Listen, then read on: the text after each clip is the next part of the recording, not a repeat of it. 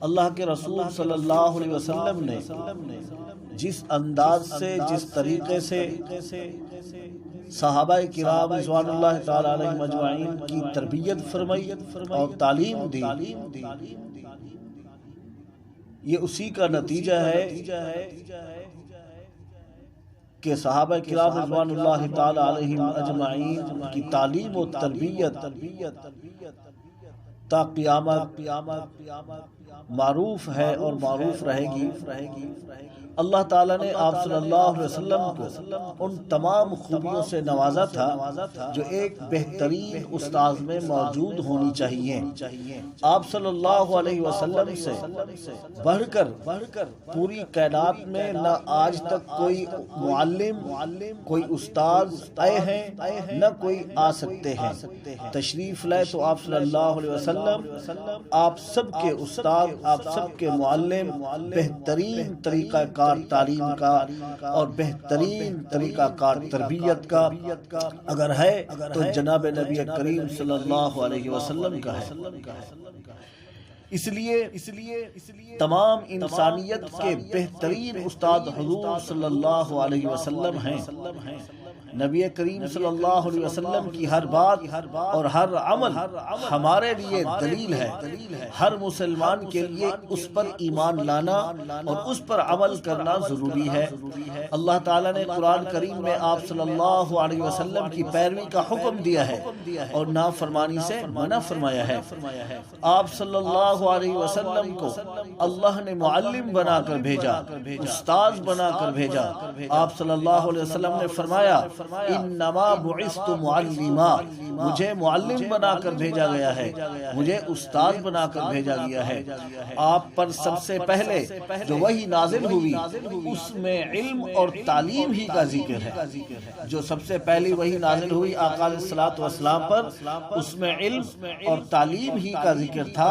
اقرأ بسم ربک الذی خلق، خلق الانسان من علق، اقرأ وربک الاکرم الذي علم بالقلم علم الانسان ما لم يعلم۔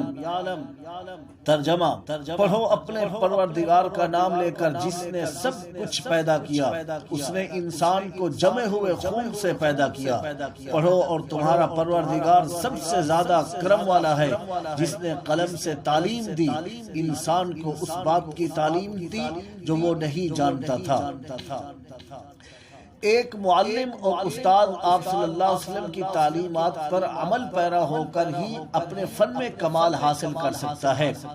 رہنمائی ہمیں آپ علیہ الصلوۃ والسلام کے بہترین اور خوبصورت با کمال اور بے مثال طریقوں سے رہنمائی لینی ہوگی، تب جا کر ہم اپنے فن میں مہارت حاصل کر سکتے ہیں۔ اور اگر ہم نے اپنے طریقے استعمال کیے یا غیروں سے طریقے لینے کی کوشش کی، یقیناً یہ ہمارے لیے ناکامی ہوگی۔ موجودہ جدید دور میں زیادہ تر تدریسی طریقہ آپ صلی اللہ علیہ وسلم کی تعلیمات سے ہی ماخوذ ہیں۔ آپ صلی اللہ علیہ وسلم کی تعلیمات میں سے چند تدریسی طریقے یہاں ذکر کیے جاتے ہیں۔ آپ صلی اللہ علیہ وسلم کے بہترین طریقے ہیں یہ جو ابھی مندرج ذیل ہے، میں ان کو آپ کے سامنے لانے کی کوشش کر رہا ہوں، انشاءاللہ آپ سماعت فرمائیں گے اور ان سے بہت فائدہ ہے۔ جو ادارہ تعلیم اور تربیت کے حوالے سے وہ بلند مقام کو اور بلندیوں کو چھو رہا ہو، اس کا راز صرف یہی ہوتا ہے کہ وہ آپ علیہ الصلوۃ والسلام کے طریقوں کو لے کر چل رہے ہوتے ہیں۔ اللہ کے پیارے حبیب صلی اللہ علیہ وسلم کے بہترین طریقوں کو لے کر وہ چل رہے ہوتے ہیں، اس لیے وہ ادارہ کامیاب ہوتا ہے۔ وہاں کے طالبات، وہاں کے طالب علم، وہاں کے اساتذہ کرام بہت ہی کامیاب ہوتے ہیں اور ان کے تجربات سے باقی ادارے بھی فائدہ اٹھاتے ہیں۔ عمل کے ذریعے تعلیم دینا پہلا طریقہ۔ بہت سارے طریقے ہیں، اب میں آپ کے سامنے مثال کے طور پر 5 طریقے آپ صلی اللہ علیہ وسلم کی تدریس کے، یا 7 طریقے یا 10 طریقے یا 20 طریقے جتنے بھی میں آپ کے سامنے لاؤں تو اس کا یہ مطلب نہیں ہے کہ آپ صلی اللہ علیہ وسلم کے صرف یہی طریقے ہیں، اور بھی بہت سارے طریقے ہیں، لیکن چند آپ کے سامنے ذکر کیے جائیں گے۔ آپ ان کو نوٹ فرمائیں، اپنے ذہن میں رکھیں اور ان کو یاد کریں۔ آپ کے پاس کاپی قلم ہو، اس پہ آپ اس کو تحریراً لکھیں، بارہا اس کا مطالعہ کیا جائے، بار بار اس کو پڑھا جائے، تاکہ اللہ کے رسول صلی اللہ علیہ وسلم کے یہ خوبصورت طریقے ہمیں آ جائیں اور ہم امت کے بچوں کو اچھی تعلیم فراہم کر سکیں اور ایک بہترین معلمہ کا کردار ادا ہو سکے۔ لَقَدْ كَانَ لَكُمْ فِي رَسُولِ اللَّهِ أُسْوَةٌ حَسَنَةٌ لِمَنْ كَانَ يَرْجُو اللَّهَ وَالْيَوْمَ الْآخِرَ وَذَكَرَ اللَّهَ كَثِيرًا۔ ترجمہ، حقیقت یہ ہے کہ تمہارے لیے رسول اللہ کی ذات میں ایک بہترین نمونہ ہے ہر اس شخص کے لیے جو اللہ سے اور یوم آخرت سے امید رکھتا ہو۔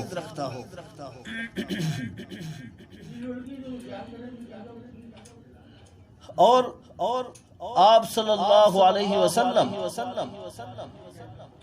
اور کثرت سے اللہ کا ذکر کرتا ہو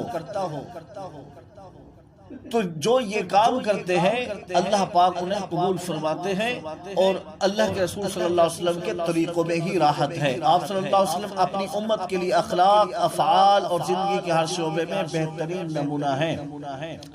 نبی کریم صلی اللہ علیہ وسلم نے فرمایا، صلو کما رأیتمونی اصلی۔ ترجمہ، تم ایسے نماز پڑھو جیسے تم نے مجھے نماز پڑھتے ہوئے دیکھا ہے۔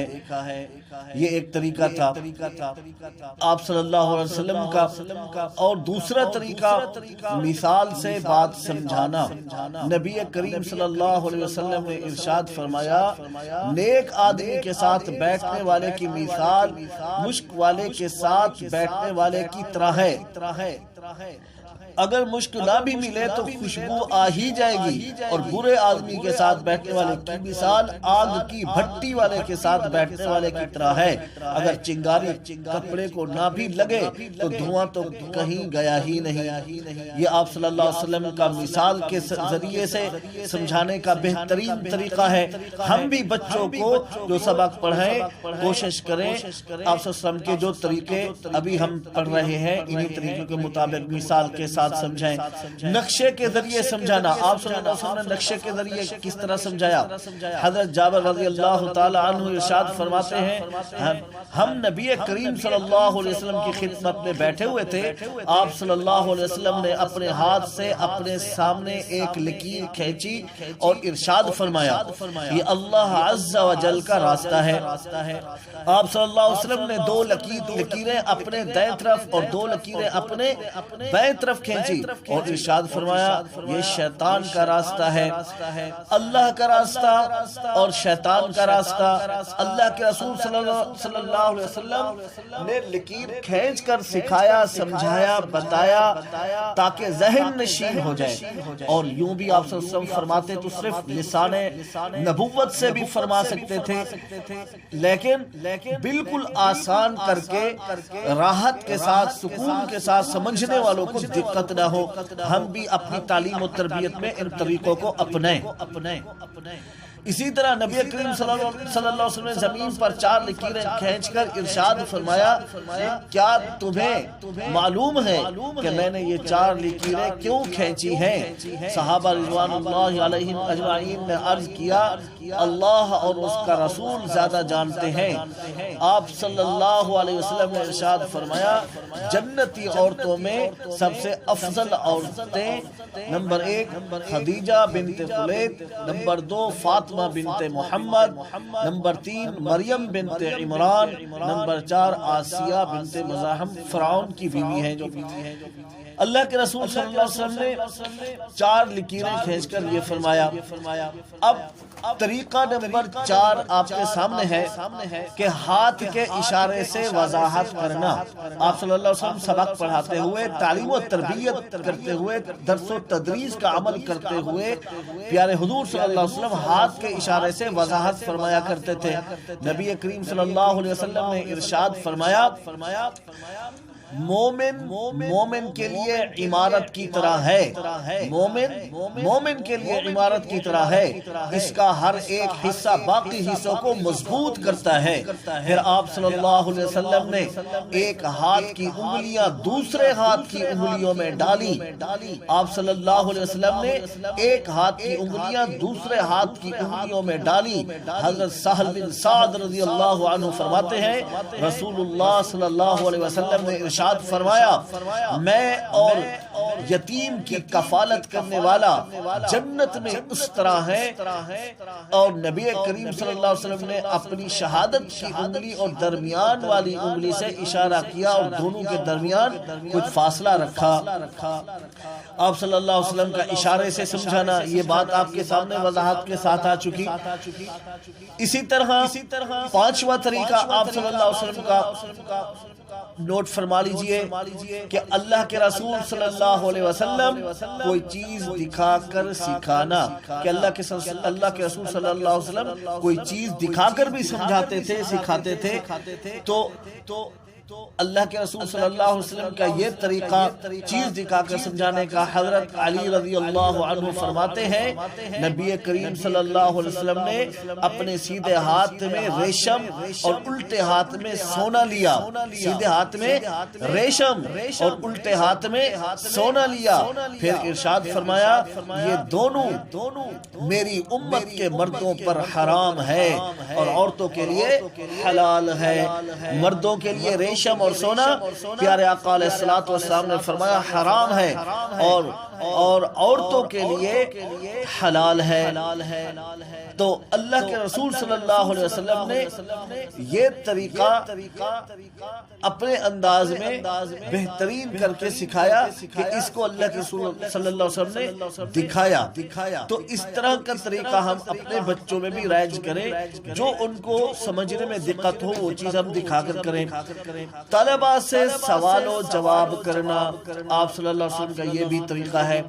حضرت ابی بن کعب رضی اللہ عنہ فرماتے ہیں رسول اللہ صلی اللہ علیہ وسلم نے ارشاد فرمایا، اے ابو المنذر، یہ ان کی کنیت ہے حضرت ابی بن کعب کی، کہ تیرے نزدیک قرآن کریم کی کون سی آیات سب سے بڑی ہے؟